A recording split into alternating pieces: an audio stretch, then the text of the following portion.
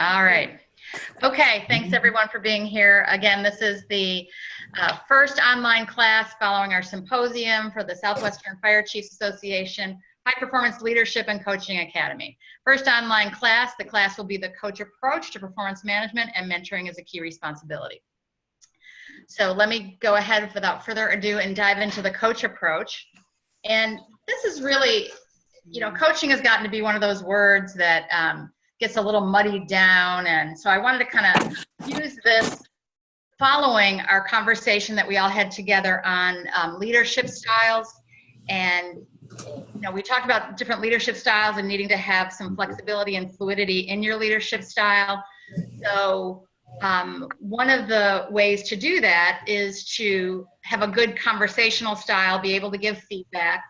So we wanted to delve a little bit into the use of coaching and a style of coaching.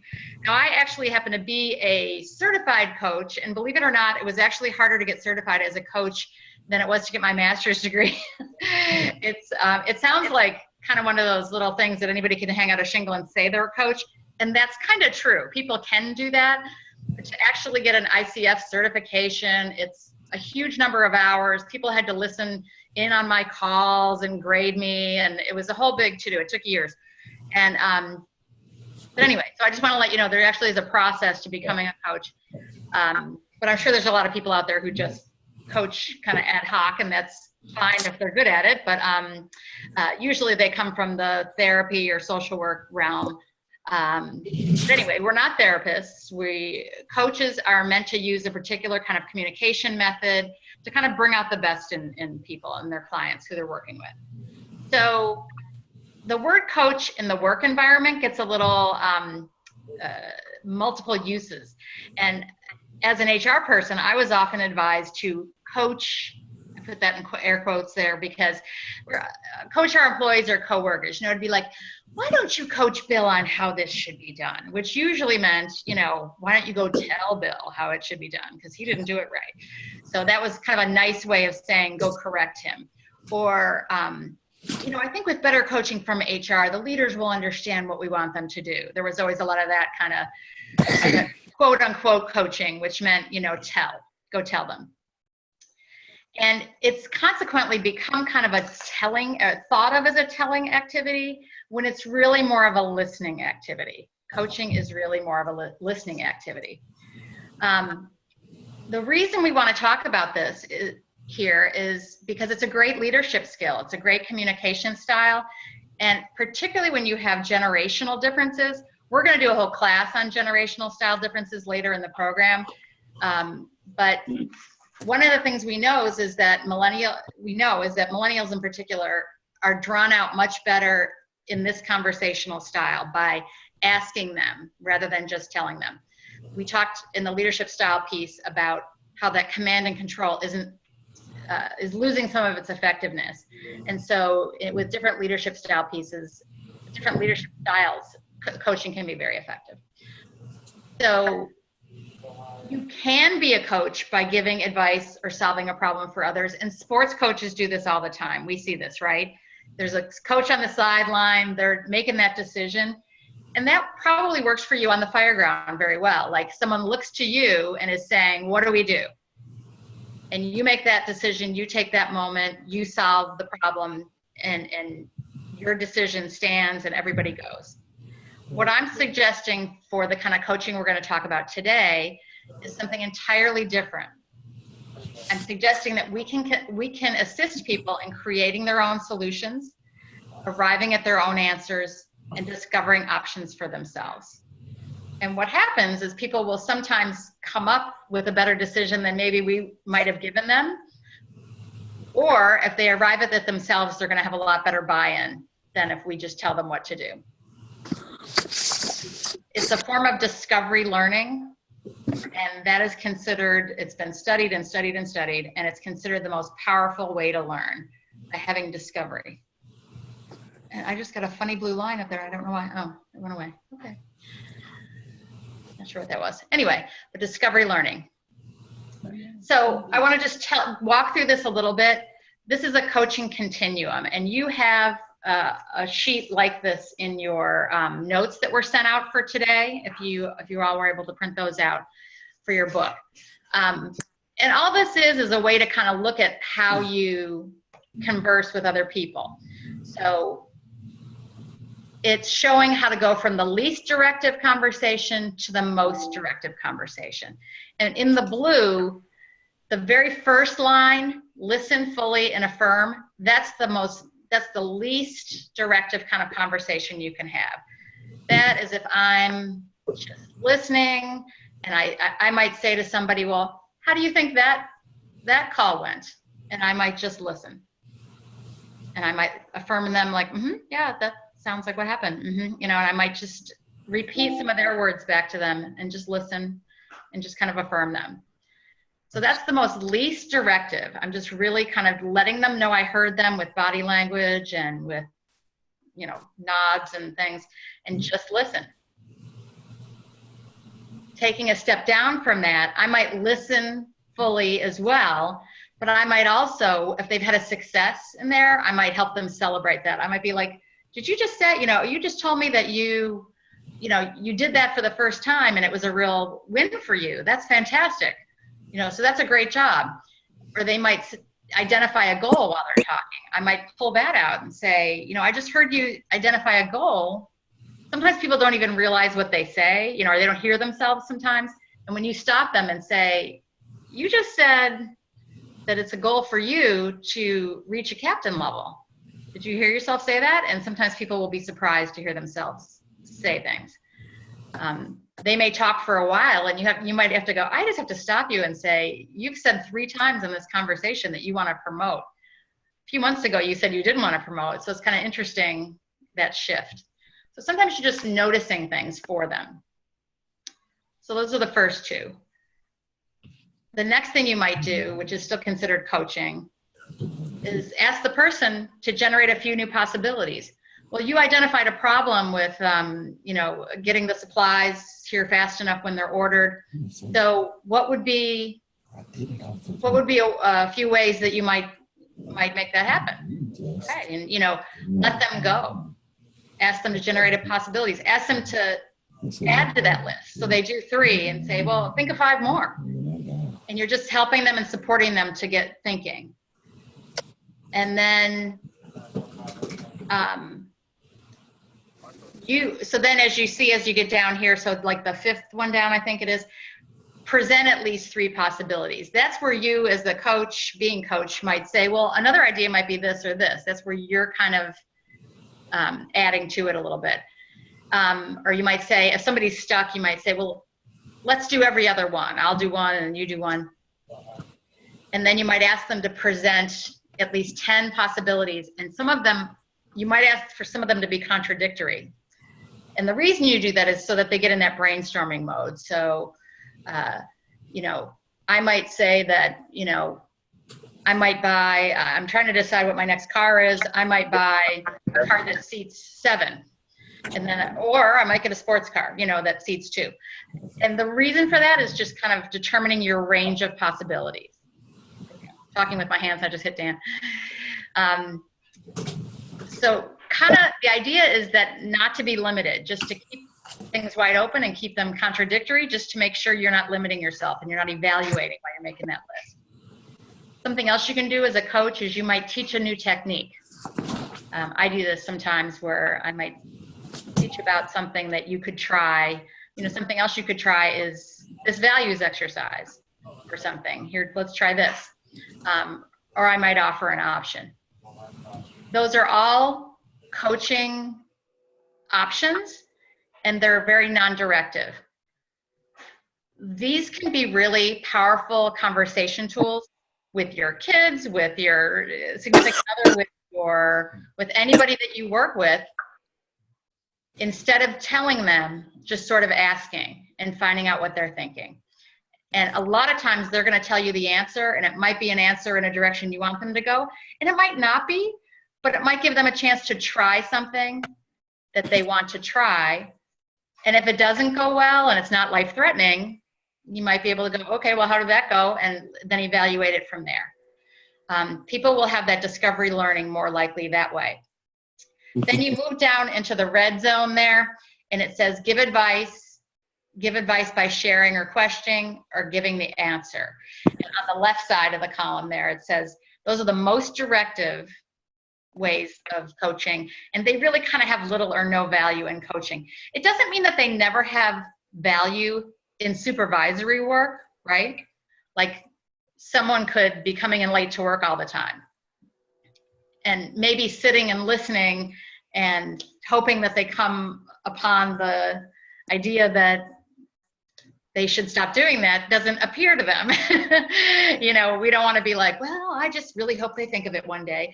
You know, there's times in our counseling conversations that we need to be more directive. So that's okay. I just want to differentiate for you that when you're coaching, you're probably not being directive, and when you're being directive, you're probably not coaching. It's sometimes fine to have that conversation. It's just probably not coaching.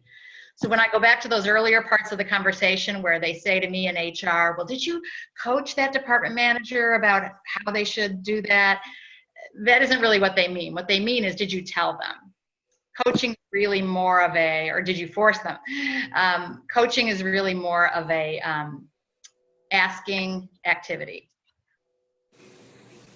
So you have a copy of this in your notes. And if you have any questions, feel free to jot them down and we'll hit them at the end. So here's the reason, here's some reasons against advice. Because sometimes we've been there, you know, it's like, oh, I've worked in this department 20 years and I've done all this already and I want to save you from yourself. I want to help you before you fail. So we want to sometimes give advice so that we can, you know, ease the pain for somebody. You know, I want to tell you before you do that. But here's some reasons advice is not a good idea. So the first one is advice reinforces an external locus of control. And have you ever had that happen to you where you have to have something happen to you on your own before you believe it? Sometimes someone will say to you like, oh, take it from me, you know, this won't work, or, you know, don't try and do this, and you have to do it for yourself. And then you just sort of realize and you adapt accordingly. Advice can fail. I've found in my coaching, I had a coaching client one time who I was so sure that I knew exactly what he should do. I was like, oh, all you need to do is, you know, he wanted to reconnect with family members. And I was like, here's exactly what you need to do. And because that's something that had worked in my life. And, you know, what I realized is I wanted it more for the person than they wanted it for themselves. And what I realized is that I was carrying the football. And that's not the coach's job. The coach's job is to give the football to the quarterback and to let them do their job. And to just be there to support and let them do what they needed to do. They know the family dynamics. They know what they need to be doing. And the timing has to be theirs. And for me to be like, okay, here's what you do. I've done this before. That was not good coaching. So me giving advice in that was like the absolute wrong thing. I was still learning, but and it's hard. It's hard not to do that because sometimes you want to go in and fix it for people. But advice can fail. It can be wrong. The circumstances might be different. So advice can also insult by implying that people are not capable of handling their own problems. So that's something that, you know, I think sometimes young people give that reaction to us, like, you know, the eye roll, and they know better because they think that, you know, I was born this old. And, you know, I have a nephew like that who he's really struggling with his career path and all that. And, you know, his aunt is somebody who career coaches people. I career coach people, and people pay me for this. And I want to always help him. And and the reality is he's just not real coachable. And he occasionally comes to me and talks to me about what's happening with his schooling, and he's not real happy. And anytime I try to nudge him in a certain direction, he gets kind of resistant to it. And I've just realized that, you know, even if I'm not trying to coach him, if he asks me for advice and I give it to him, he sort of like his mom and dad. He just sort of moves in the other direction. So I realized I just have to be supportive to him and he'll figure it out. He's not really looking for me to answer for anything for him. So,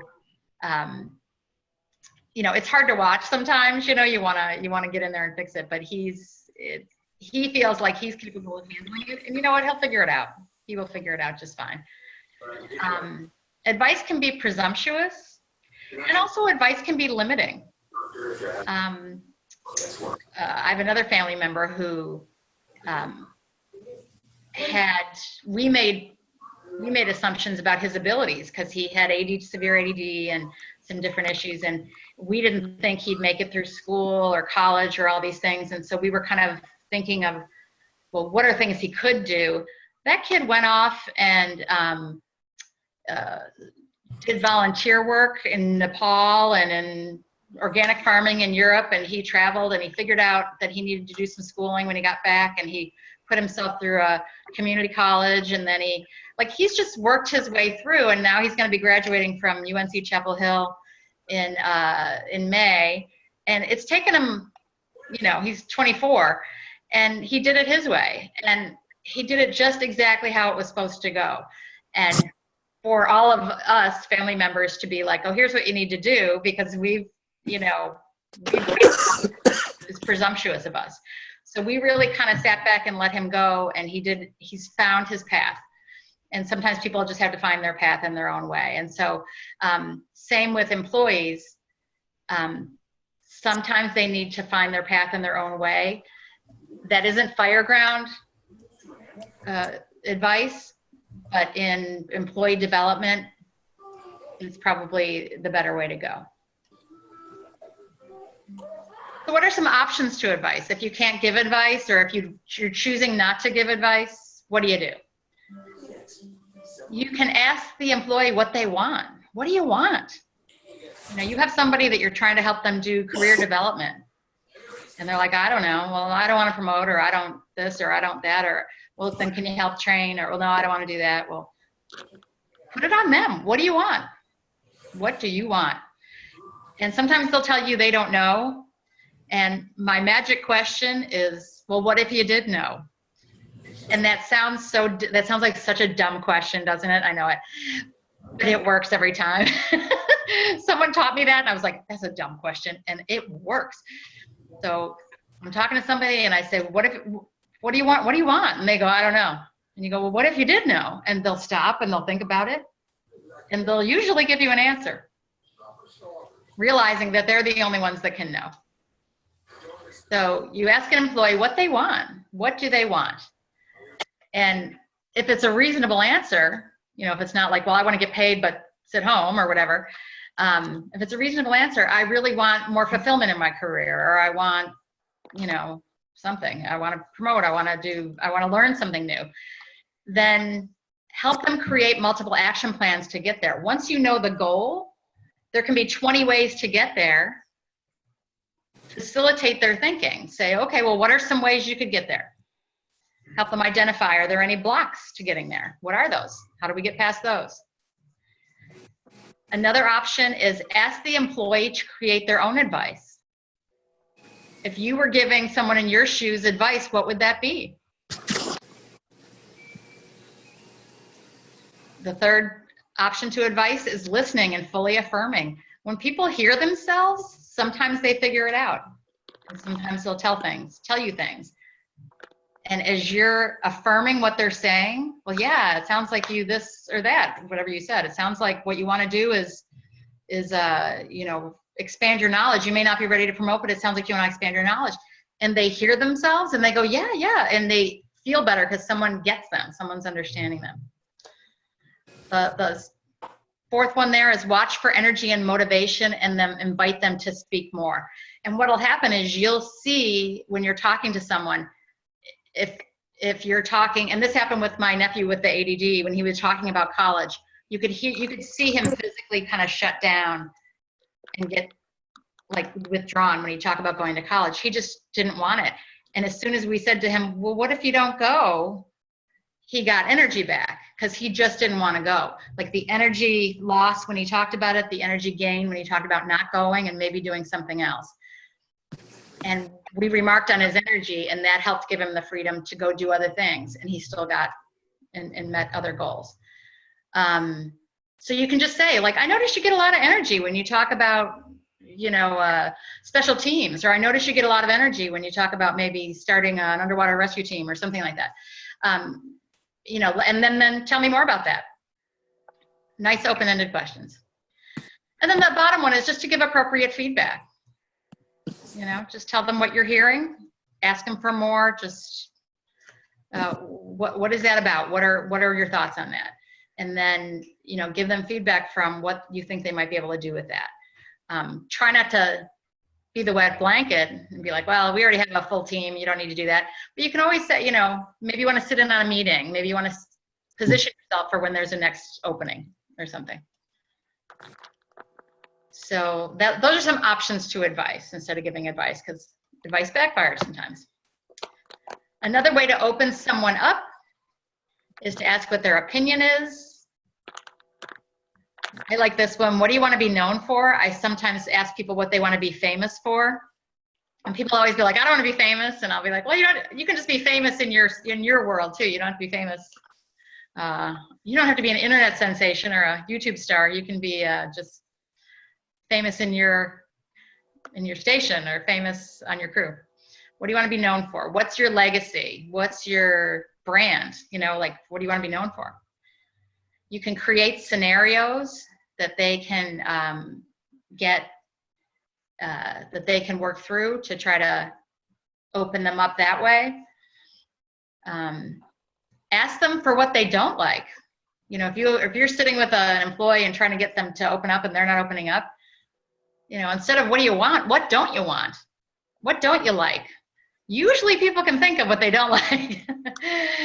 And if they can, you will have the seeds for what a goal can be.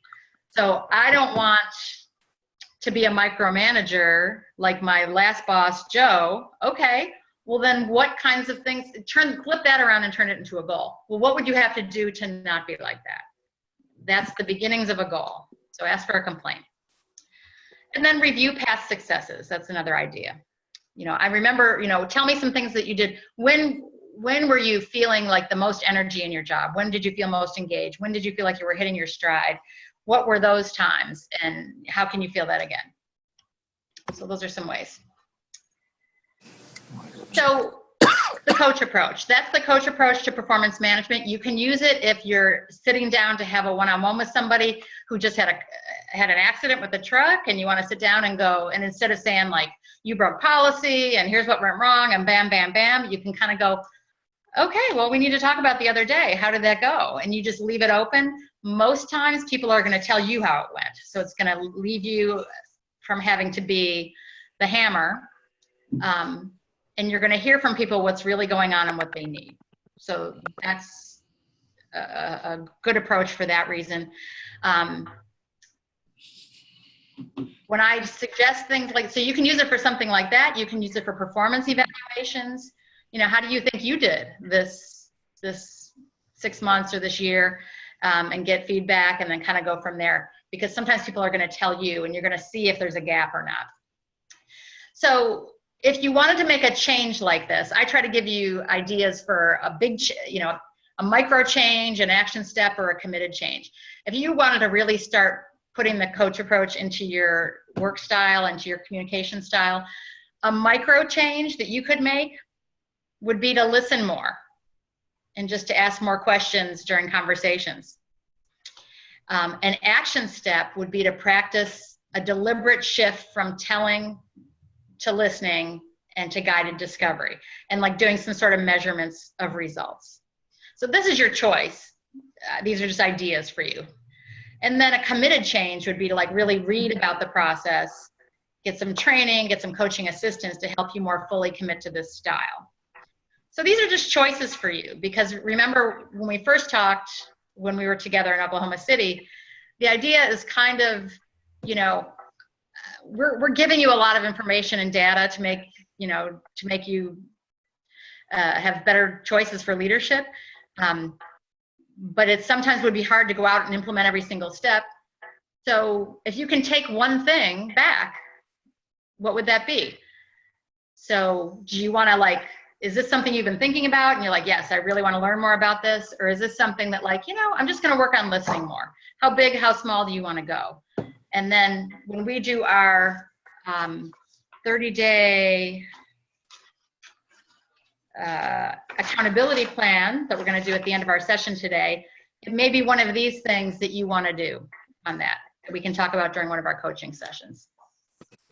Then you can call me on it if I ever give you advice and do not coach properly, right? Now you know. So these are some ideas. So Dan's going to talk about mentoring next. Yeah, but we're going to open it up for questions. So let me take you guys off mute.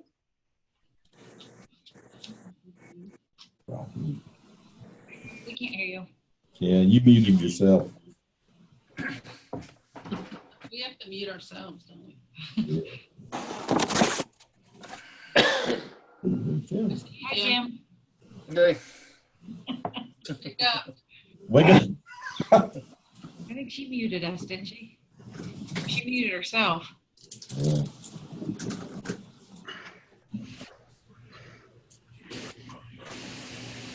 Oh, we're losing internet again.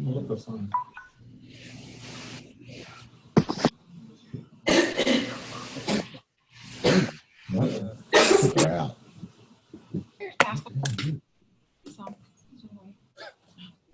This is great. Hey. I finally got it figured out. No, we're unmuted. What the hell is going on? Boy, this session's going fast. Hey, I like this. We done?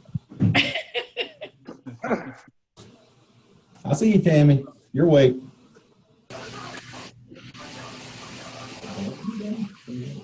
Is there a dog? What the hell are you talking about? Bobby, man. Giving her a note. I don't think she realized she's muted herself. No. Yeah, Hey, let's just all hang up.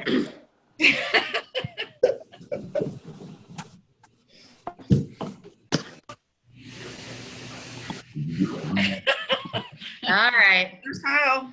Oh, I'm unmuted. You're unmuted. Everybody's unmuted. Okay, you back now? I'm back. Kelly, stay away from the buttons.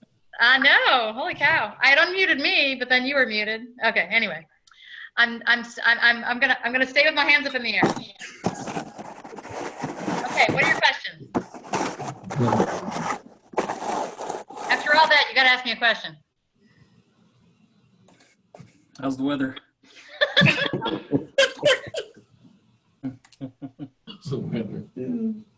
Have you guys been trying this kind of approach where you are anyway?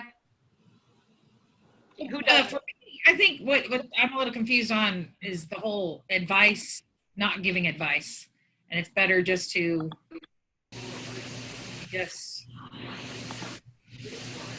Was that Tammy? No, it's Kathy. Oh, I'm sorry, Kathy. Be clear on your question. What do you mean? The whole not giving advice. Well, you have everything all there in the blue for start with the least directive. Yeah. And then as you get down into the giving advice stuff, it just doesn't sound, from a coaching standpoint, the advice is that like the last phase when all else is done everything. No, Okay, I'm it's gonna give you lost. advice and you're gonna listen to me. Well, and I guess what I'm saying with that is that if you go that route, there's nothing wrong with going that route when it's appropriate. It's just you're just not coaching. Right. Coaching is really like letting them have the floor. Uh-huh. If you shift into advice giving, or in some cases saying, here's what it is, you're gonna, if you can't get into work on time, then you're going on performance plan or whatever the discipline is or something like that. That's fine, and that's all part of supervising, but you're just not coaching. Yeah. Does that make sense? Yeah. There's absolutely time for those conversations. They're important and they need to happen. It's accountability. Just recognize the difference that from the true sense of the word, you're not really coaching then you're really explaining. and be clear that that's what you're doing. Now I got it on my phone. What else? What other questions do you have? Okay. All right. If you think of anything, you can jot it down and we can chat about it at the end of the hand session. Can I go straight into you or do you want to take that? Okay. All right. Chief Dan. Okay, so You want to bring, are you re-chairing? how do we meet them again? You move. You've already torn the place up trying to get the chairs out. Okay. They're muted. Okay, you guys are all muted now, so we can't hear you. Hopefully you can hear me. Somebody wave and let me know you can still hear me. All right, sounds good. Your wave sounds good. I'm going to talk about mentoring. Kelly and I have a slightly different approach and a different opinion on coaching and mentoring, but a lot of the data and information also differentiates between the two. Mentoring, I really see that as the third element of learning. From a, it's not advancing. Oh my goodness. There we go. Okay. The third element of learning, education, experience, and mentoring.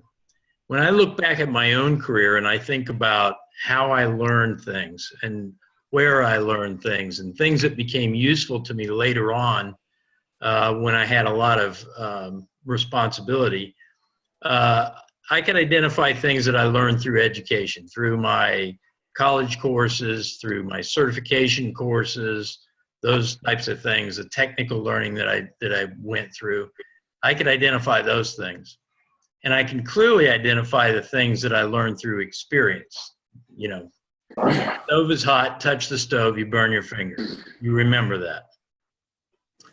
The issue with mentoring is that mentoring helps you to learn things that you might not ever learn through formal education or experience, because it's a shared, in essence, it's shared experience from someone else. And that can come from such a variety of places, but the point is that it really is different than your formal education and your experience. And mentoring opens up a lot of things that you might not discover on your own. So, benefits to mentoring. The mentees are able to learn and grow under a mentor's guidance. There's a safety in that what you are learning and how you are growing in your knowledge and your understanding is under the guidance of a mentor. And the mentor can share things with you in a safe environment that maybe the way they learned it wasn't so safe. Might have been through some hardcore experience. It might have been a bad experience. It might have been something that didn't work well, and they can share that with you. And in your case, if you're the mentee, you might learn that the hard way too. So you're able to learn and grow, but you have this guidance of a mentor. The second one, mentees are able to experiment with creative solutions to problems with a safe and supportive environment. I'll talk a little bit more about guided discovery a little later, but here's where you're helping, if you're the mentor, you're helping the person experiment with ideas and solutions. And Kelly was talking about giving advice. This kind of is the opposite of that. You allow the person to think through or experiment with an idea, with a solution, with an answer, in a way that they're not actually sticking their neck out there. You know, I've learned some hard lessons in open meetings or on the fire ground or in a fire station situation or in a one-on-one discipline action with an employee, and you learn what works and doesn't work. That's a tough place to learn, and a lot of you have enough experience. You understand that. You've done that. You've had that tough learning too. When you're mentoring someone, you can help them learn some of those lessons without them being in that tough situation. And you do that by explaining options and explaining scenarios. You know, you could try this, but here's the 2 or 3 things that could happen if you did that. Or you could try this other idea, and here's 2 or 3 things that might happen with that. And it's like in sports where they teach visualization of success. You can do the same thing mentoring. And you do that by talking through different scenarios and what possible outcomes are going to be. You're not actually giving them the answers. You're talking about different approaches and then different outcomes and how that might play out. And you're also teaching the person how to do that, how to run scenarios out in their head and examine all the different options. And that becomes extremely important as a supervisor to be able to do that. Under strong mentoring, mentees become stronger and more intentional in their own roles and responsibilities. It builds confidence. It builds understanding and awareness of how to deal with different situations. They've gained that experience through the guidance of their mentor, and then they can apply that. And there's not as much risk, but at the same time, they become more confident in their own abilities. And as you run through these scenarios with someone, you're giving them scenarios, you're giving them multiple possible outcomes and letting them, kind of guiding them through thinking that through. What happens is they start to develop confidence in their own ability to do that. And then their actions as a supervisor become more intentional because they've thought this through. They're not trying to make it up as they go along. And the last one is lessons learned and experience gained by the mentor passed on. This is probably, in my opinion, the most important thing. I've learned some pretty hard lessons in my career, and I've learned them the hard way. I was promoted too young. I did some really stupid stuff as a young supervisor. I did some really stupid stuff as a young command officer. And you get your butt kicked a few times, or you get your head knocked in, and things don't work out too well, and you see how you fail an employee. You're trying to help somebody, or you're trying to correct an action or whatever, but you actually make it worse. When you're mentoring, you give the mentee an opportunity to learn how that can turn out without them having to go through that same pain. So my mentors saved me from a lot of stuff, but I also made my own mistakes, which I then can turn around and pass on to mentees that I've had in my career. Successful mentoring relationships. There's some elements to a successful mentoring relationship that have to be in place, otherwise it's not going to work. And not all mentoring relationships work. One is mutual respect. The mentor has to respect the mentee. It's absolutely important. You can't talk down to them. You can't look down on them. You can't talk to them like they don't know anything or they're inexperienced. You have to show them respect. That's sometimes hard for folks that are more senior, more experienced, higher rank, but you have to show that respect. And that's part of how you start to build that confidence in the person you're mentoring. The person who's being mentored obviously has to respect the person who's mentoring them, otherwise the lessons won't take. So that mutual respect piece is critical. Chemistry between the mentor and mentee. You guys know, some folks just don't get along. You've probably supervised people in your career that the communication wasn't great. Just the personal chemistry wasn't there. And it's true in mentoring as well. If the chemistry is not there, then you're not going to be able to successfully mentor someone. They need a different mentor. They need someone else who they have a better chemistry with. The trust and confidentiality. Things discussed between a mentor and a mentee have to remain confidential. I mean, you can't mentor someone and then go to another station and say, well, I just helped him learn that and he was really slow and that took a lot of work. That will get back to the mentee, and then you've broken that trust, that confidentiality. That the mentee, the person being mentored, has to understand that what's being shared and what's being discussed and the help they're receiving is for them. It's confidential, unless it's in a small group situation. And I'll talk about that in a few minutes. Relevance to the mentee. You know, if somebody wants to become an arson investigator and you're trying to mentor them to become a scene commander, it's not relevant to them. Doesn't mean anything. So you're wasting their time and you're wasting your own time. It has to be relevant to the mentee. It has to be what they want to achieve. This goes back to what Kelly was talking about, by why it's so important to listen, why it's so important to understand what he wants to, where they want to go, what they're wanting to learn, what experience that they need to have shared with them. It has to mean something to them. It has to fit into what their plan is. Regular contact and accessibility is key too. A mentorship relationship can't be one that you have a 30-minute conversation once a year. It's not going to work. This is why things like the annual evaluation discussion, if a supervisor's not had ongoing performance discussions with that employee, that once a year sit down for 30 to 60 minutes is a waste of time, okay? And that's why a lot of places are going away from the annual evaluations, because they're just, they serve no purpose. For a mentor to really have good effect, you've got to be accessible to the mentee and you've got to have pretty regular contact.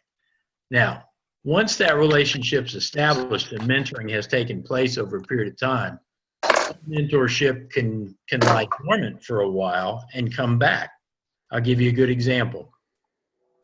When I was a rookie firefighter, the driver engineer on my engine company was a guy by the name of Ed Bigger.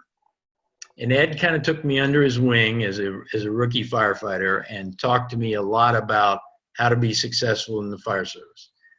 We would have long conversations in the evening after dinner, sitting in porch chairs out in front of the station watching the sunset, about everything from how to get along in a crew to how to conduct yourself at a fire scene, how to pull your share of the work, that sort of thing. He was a great help to me as a rookie firefighter. Ed was one of those guys, and all of you have him in your departments, who never wanted to be anything other than a driver engineer. So eventually I went past Ed. I became a lieutenant. And sure enough, who gets assigned to me as my first driver? Ed Bigger, the guy who mentored me as a rookie firefighter.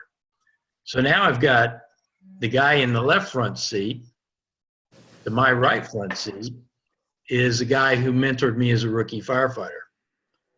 That mentoring relationship, even though I was his supervisor now, that mentoring relationship resumed. He had a ton of experience. He'd ridden with a lot of officers over the years, and he was able to relate that to me and give me things that worked and things that didn't work. And I'll give you one example that was really great. First real fire dispatch we ever went on was a report of a fire coming from the roof of a Publix supermarket. Publix is a big chain supermarket in the South.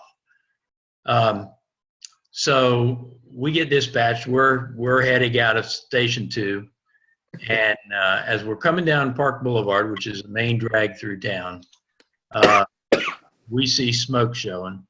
And then we get a little further down, we can see past the trees, and we can actually see flames from the roof of the Publix supermarket. So this was a Ward La France, an old Ward La France before we wore headsets. Microphone was hanging in the middle of the dashboard. I reach over to grab the microphone to start to give a size up, and I feel Ed's hand wrap around my wrist. And I looked over at him, and he was holding on to my arm, and I'm holding on to the microphone, and he just said to me, "Think about what you're going to say before you press that button, Junior."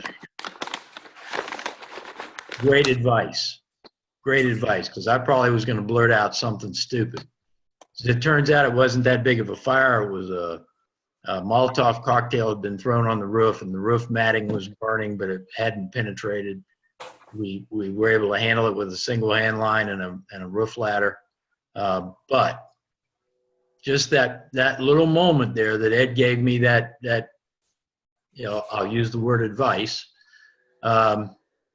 served me very well, and it served me well for a long time after that, because I always stopped to think before I pressed push the talk button on a microphone.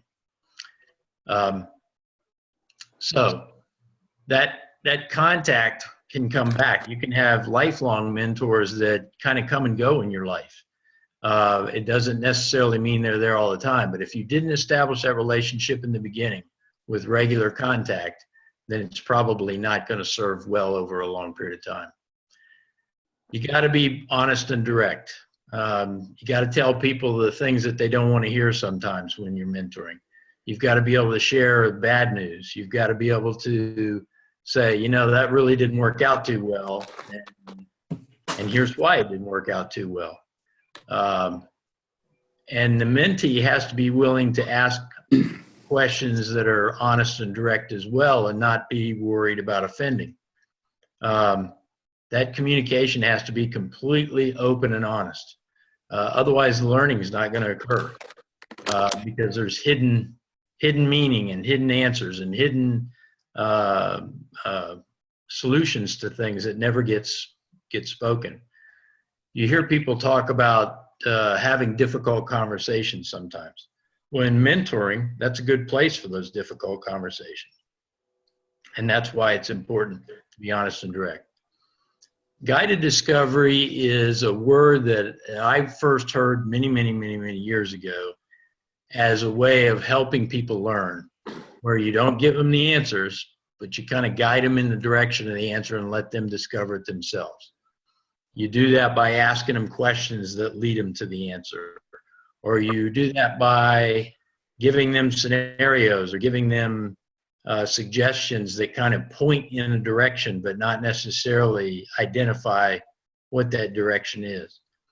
You do that by explaining which doors might be better to knock on. You don't knock on the door for them. You don't open the door for them. You don't kick the door in for them.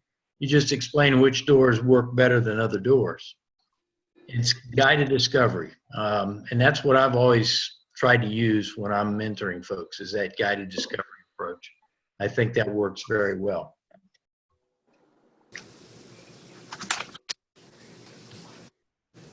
Mentoring is generally less formal and less goal-driven than coaching. In mentoring, you can have goals. You may be mentoring someone to help them prepare for a battalion chief process.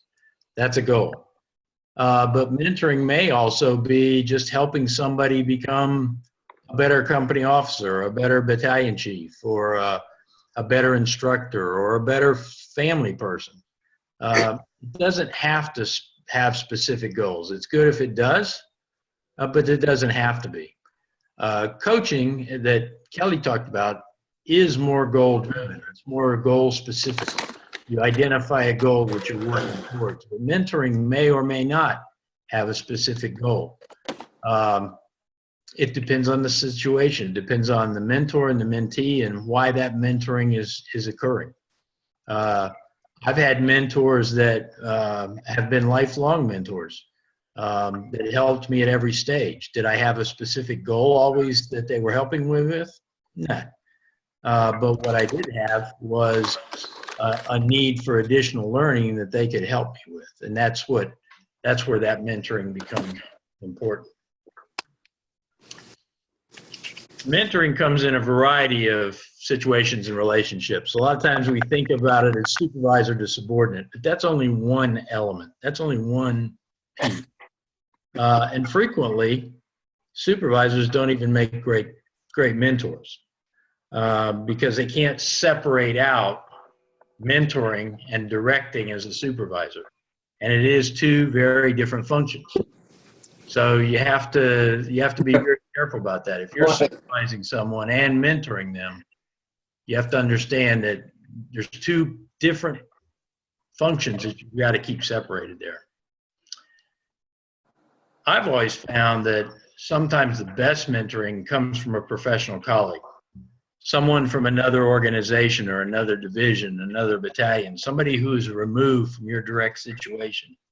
Sometimes it even helps if they don't personally know the folks that you supervise or that supervise you, because they can be a lot more objective about helping you deal with different situations and talking them through. Some of the best mentors I've ever had and still have always been from different organizations and different situations. I'm going to talk a little bit about peer-to-peer. Mentors don't always have to be senior. They don't always have to be superior. I talked about Ed Biggers as my driver operator, still functioning as a mentor for me when I was a lieutenant, by helping me with different scenarios, situations, and giving me the dreaded advice sometimes that I needed to hear, even when I didn't want to hear it.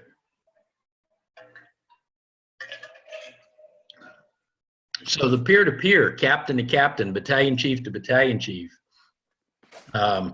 that's frequently very valuable, has been for me. Your experiences are different. Your training, your education's different. Your circle of influence is different, particularly if you come from different organizations. So a professional colleague who is at peer level, it doesn't have to be senior to you. It can be another captain who just has a different experience set than you do. And you have that chemistry and that trust with, and who you share information with, and you know they'll give you honest feedback. Mutual mentoring. I've got a group, and I'll talk about this several times during our classes and stuff. I've got a group of mutual mentors. We, back in the late 70s, early 80s, we were a group of young lieutenants and captains on the west coast of Florida, all from different organizations, different fire departments. What we had in common was we taught at the Regional Fire Academy together. We did training there regionally. So these were off-duty jobs, or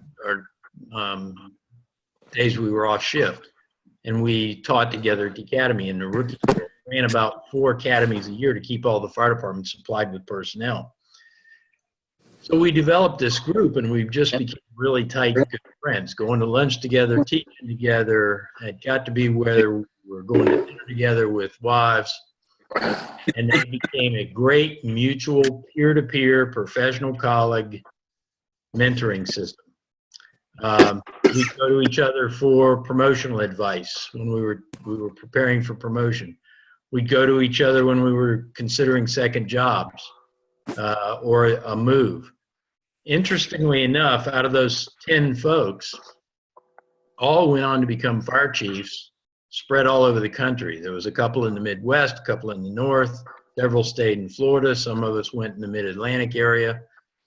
2 of them became state fire marshals, State Fire Marshal of South Carolina and State Fire Marshal of Iowa. And to this day, 35 years later, we all stay in contact. About half of us are retired now, but we went to each other for retirement counseling. We went to each other for job counseling when we changed jobs. When we were dealing with difficult staff situations, we would get on the phone with each other. That mutual support group or network is invaluable and cannot be overstated as to how important that can be. Relatives or friends, non-professional, can be mentors to you. I had an uncle who mentored me on leadership issues. He had been an Air Force officer all of his life. And when I started to become an officer in the fire service, he mentored me from time to time about supervision issues and leading teams and that sort of stuff. He'd been an Air Force officer, a flyer, a crew person on large transport vehicles or large transport aircraft. And so he had a ton of experience in team building and supervision and stuff, and he was able to share that with. And then you see there the experienced subordinate to supervisor, which is the scenario I described to you with Ed Bigger, my driver operator. There are subordinates to you in rank who, quite frankly, have more experience than you do, or they may have more technical knowledge in a particular area.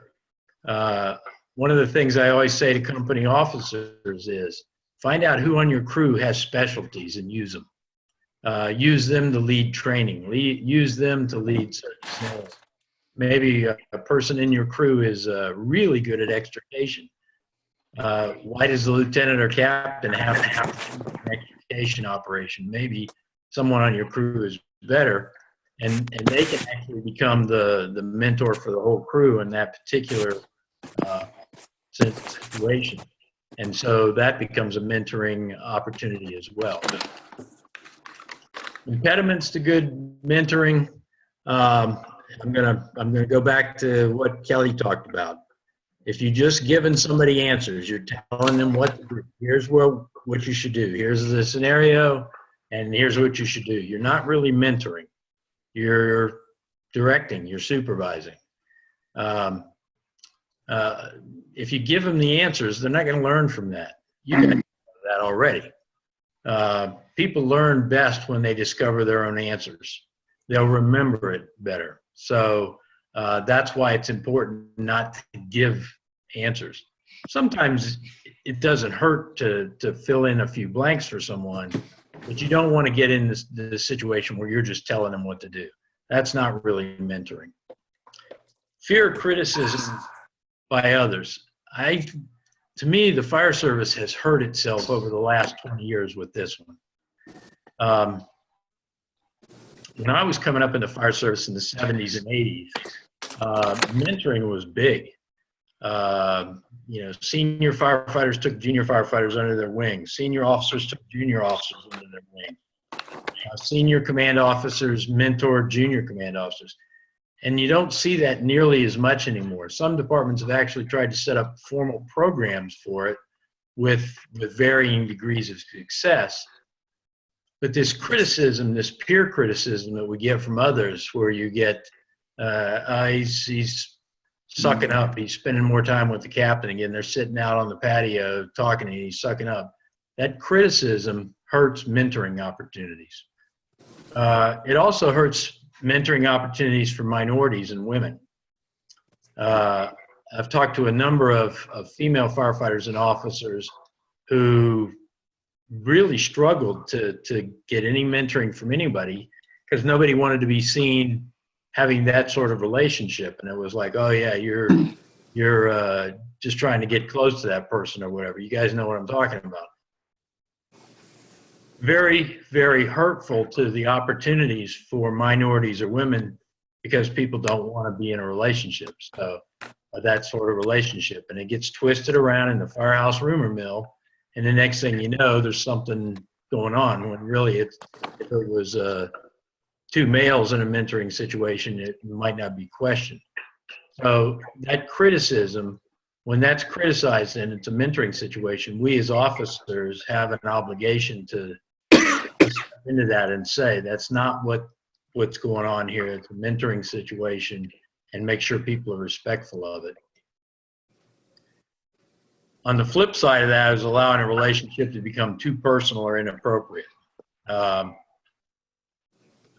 If an officer becomes so close with a single subordinate out of a crew that they're spending time off duty together, they're going fishing, they're hanging out together, they're having family cookouts, that's going beyond a mentoring relationship now, and particularly if it involves a supervisor and a subordinate. So you have to keep that mentoring relationship professional. It will get personal because a lot of information gets shared, but it has to be kept at a level that is professional, if that makes sense to you.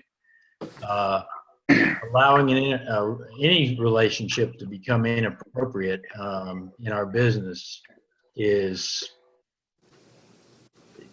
just really voodoo. I mean, it goes against everything that you are supposed to stand for as a supervisor, as an officer.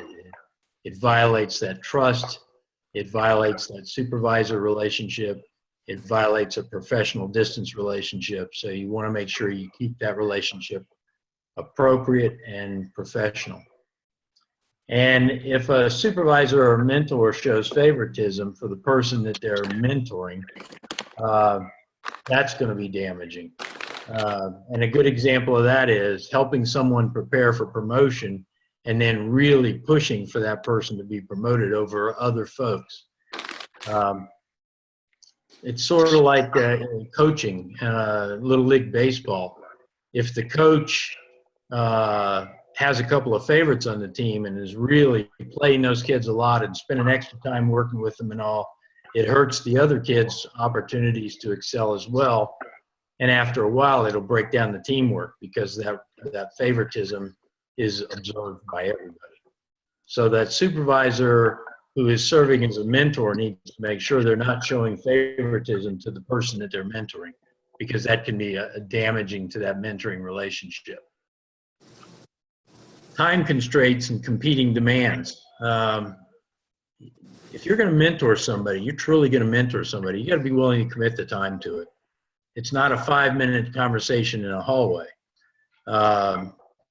You have to be willing to spend some quality time. You have to be willing to take the time to listen and hear people out and work through scenarios verbally and mentally with them. And sometimes competing demands on us, particularly as command officers, make that very difficult. So you have to work hard at setting time aside for that and making sure that if you're engaged in a mentoring relationship, you give that the kind of quality time that it needs to work. Inconsistency by the mentor. You want to make sure that you're being consistent in what you're sharing with someone and that what you're sharing with them is in their best interest. You don't want to keep changing the story on them. You don't want to one time give them really good quality time, and then the next time you blow them off because you're busy. If it's a bad time, tell the mentee that it's a bad time. You don't have the time to sit down with them.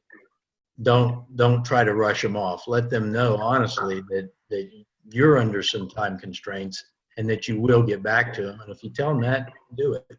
Get back to them. You have to be consistent. You have to be consistent in the messages you share with them. You have to be consistent in the time that you give them. You have to be consistent in the methodology you're using to mentor them. If you're inconsistent, your credibility as a mentor will be damaged, and the effectiveness you have with that mentee will probably go away. Lack of attention by the mentee. This is a real problem, particularly mentoring across generations. Some of the younger generational folks right now have time focus issues. So you want to make sure that the mentee has the time and is paying attention and is working through what you're trying to mentor them with. There's an accountability issue there. If the mentee's not interested or they're not paying enough attention or whatever, again, wasting time, wasting their time, wasting your time. So you want to make sure that the mentee is focusing attention on the subjects that you're working on with them and on working through the solutions. And if you give them exercises to work through something that they do, the exercises, they pay attention to that, and it helps them work their way through that. Distractions is a big part of that. We have issues today with people that have smartphones and iPads, and I really believe that all of that individual technology has hurt teamwork in the fire station. I don't know how many of you observed that, but 15, 20 years ago, crews spent a lot more time together, talking through scenarios, talking through situations, debriefing, sharing personal information, talking about their plans, their goals, what they want to accomplish, things like that. And today what you see in fire stations is, unless there's an activity, a training activity, a work task that's going on or whatever, when you get free time, people splinter. And they go to different rooms in the building, and they're all on their cell phones or their iPads or their laptops. They're playing electronic games. They're texting with people somewhere else. And so you've got all these distractions which are disrupting the opportunity for the mentoring time. A lot of the mentoring I received, particularly in the first half of my career, was during downtime in fire stations. And now that downtime gets sucked up by electronic devices. I actually discussed with my staff towards the end of my career, was there a way to limit that kind of thing in the fire stations without creating a big fight? And we encouraged our company officers to make sure people ate together, even if they didn't cook together, at least all sit down and eat together at the same time, or have some crew time for discussions and that sort of thing to build that teamwork. The distractions, there was a time when there was one television set in the fire station and it was in the day room. Now there's fire stations, in the fire stations, you got television sets in the kitchen, in the day room, in the dormitories, in the offices. Everybody can watch something different on TV. So you're losing that personal contact time that leads to mentoring, leads to teamwork, leads to that building of those connections. And then finally is no follow-up. Here's where the accountability issue comes in. If you've got a mentoring relationship going on, and you're helping someone work through things, you've got to go back and touch back on what you've worked on and make sure that the mentoring was helpful. The mentoring helped the mentee achieve or progress. That the mentee took the lessons away from the mentor that were intended. So you have to occasionally, in that mentoring relationship, go back and have follow-up discussions, talk about it. In formal coaching, and Kelly mentioned this, you go back and you touch on those and you do review the progress and so forth. But that may not be as formal, but it's also important is to go back and do those follow-ups and have that. I hate to use the word celebration, but maybe celebrate achievements that have been accomplished by the mentee, or things that they've learned that they feel good about and they wanted to learn, so that that that's been effective. So that's important.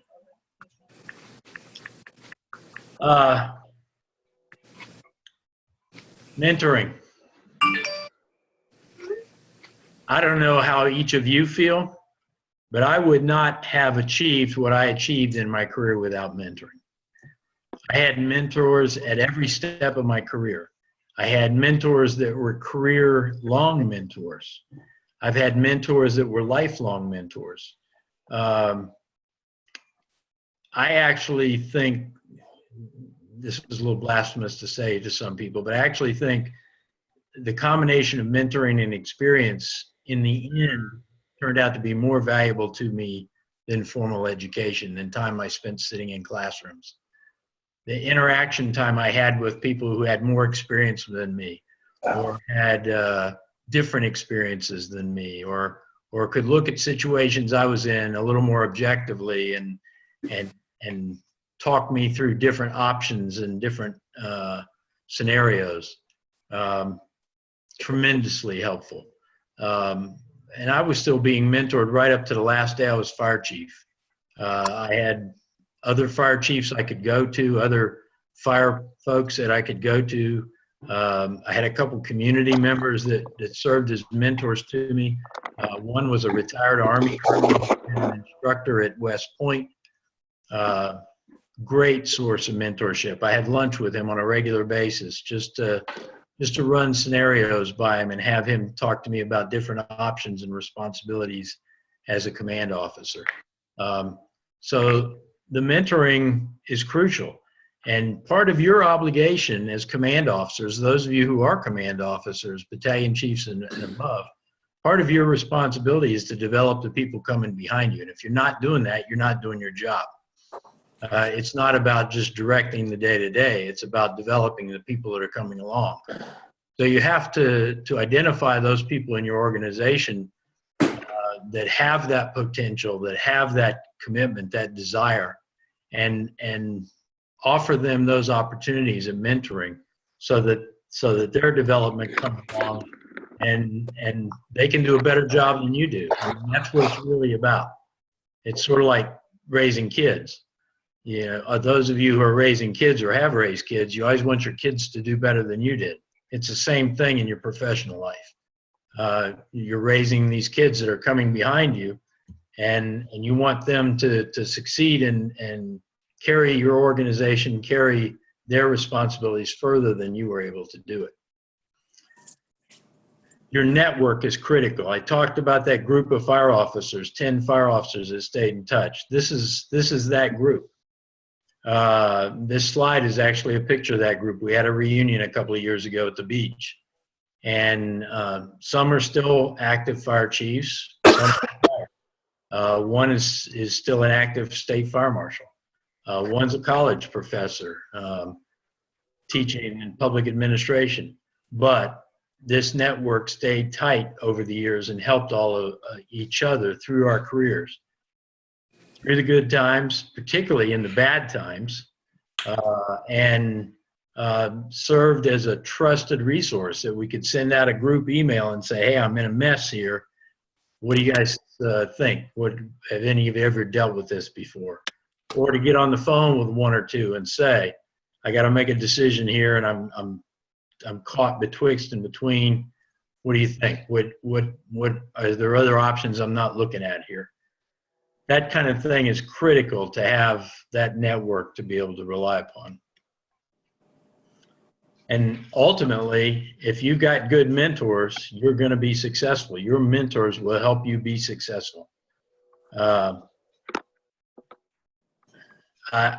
can't emphasize enough how important the coaching, the mentoring, the counseling is to advancing your career. And if you don't think it is, you think it's only your own experience and your own education, I think you're mistaken, and you're never going to reach your full potential without that mentoring element as part of your learning process.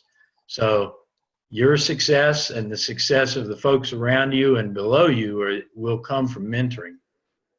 I'll share one last story with you and on this part of it.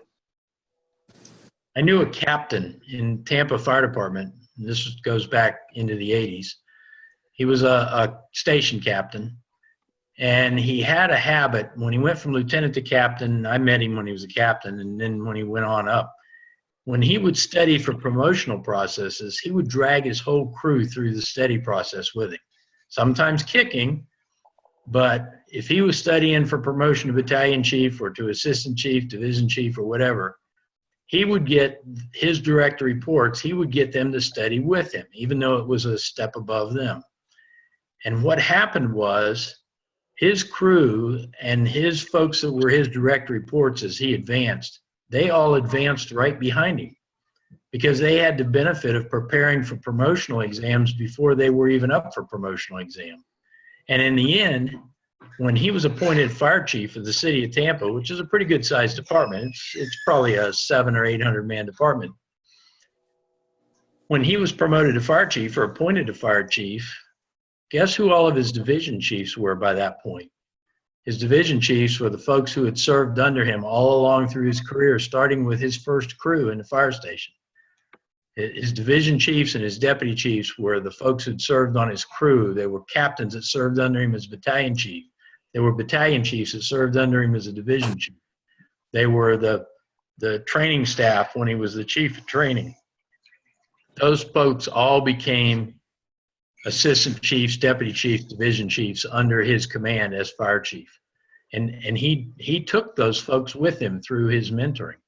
So that's how successful really good mentoring can be. And some of the folks he mentored went on to succeed him and become fire chief. So there's a case study right there that'll show you the value of mentoring. And think of the value to him when he became fire chief. His senior staff was mostly made up of people that he had worked with all of his career. He didn't inherit a senior staff. He didn't have a senior staff that was made up of folks that had always worked in opposite divisions or opposite battalions or whatever. He was surrounded by the people who had worked for him. Think about how comforting or how effective or how easy that probably made his life as fire chief by having developed his own folks all along in his career and having them follow with him. So that's the take on mentoring, and we'll open this to Q&A, and if anybody has any discussion or quite frankly, any similar stories that you can share with the other members of the group on coaching or mentoring that would demonstrate that level of success. Yep. Slideshow first. Okay. So we're going to go ahead. And Little technical adjustment here.